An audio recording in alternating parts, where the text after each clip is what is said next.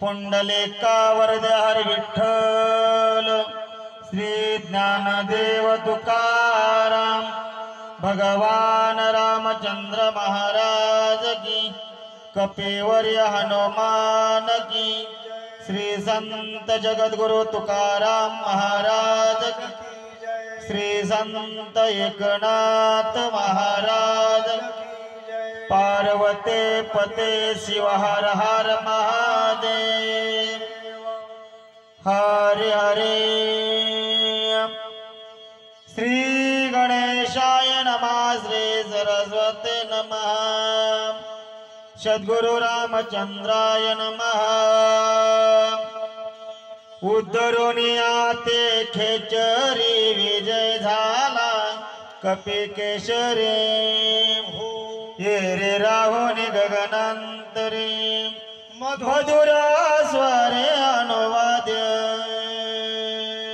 ओम नमो जी आध्या वेद प्रतिपाध्या जय जय जी समसवेद्यात्म रूपा देवा तुझी गणेशो सकलार्थमती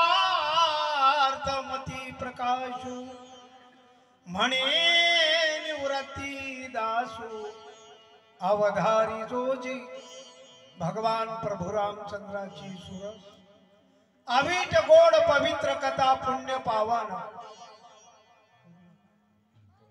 पूर्णा नगरीमध्ये पूर्णा परिसर आहे असू द्या रामकथा चालू आहे। शक्ती प्रसंगानिमित्त चौथ्या अध्यायाचा आरंभ आहे। आदरणीय सोपानरावजी बोबडे साहेब यांच्याकडून या कार्यक्रमाचं आयोजन आहे। फार सुंदर असा आम्हाला आनंद वाटतो आहे आणि आपल्याला कथेकडे वळायचं आहे, जास्तीचं काही बोलायचं नाही। असो या ठिकाणी असणारा त्या विद्युत मालिनी नावाच्या अप्सरेचा उद्धार झाला आणि त्या अप्सरेला झिडकारणांचा उद्धार झाला, मारुतीला विजयी झाले आणि आताच्या अध्यायामध्ये असणारा काळनेमीचा जो राक्षस आहे त्या राक्षसाचा उद्धार होणार आहे। कोण बोलाले?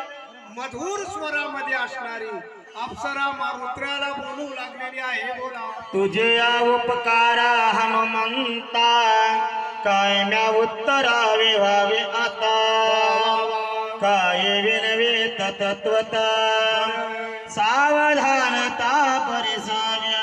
महाराज अप्सरा बोलू लागली। आता किती वर्ष तिथं होती? आयुक्त म्हटलेलं आहे गेल्या अध्यायाला। मग ज्या वेळेस आपला उद्धार होतो त्यावेळेस महाराज त्याच्या ऋणामध्ये आपण अटकल्या जातो आणि त्या ऋणामधून उत्तराई व्हायचं असेल तर मी काय करू? कोण म्हणाले?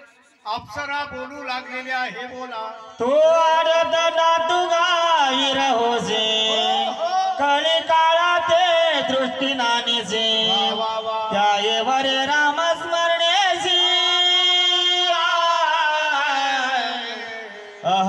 अहरणेसी डुलत। महाराज तू आदट दाटुका वीर होशी आशीर्वाद देऊ लागले अप्सरा, कारण तिने असणारी ह्या मगरी या ध्येयात आलेला तर पूर्ण जन्म मिळाला अगोदरचा। भाग्य झालं महाराज, संतांच्या संगतीमध्ये एवढे फायदे होत असतात म्हणून तर संतांच्या सान्निध्यात राहावं, साधू संग राहावं। तरी साधू संग राहणं माणसाला आवडणं आलं, कोण्या तरी बाजूच्या संग राहायला शिकायला तर असू द्या, आपल्याला फार काही बोलायचं नाही। या ठिकाणी संगतीचा फायदा झालेला आहे।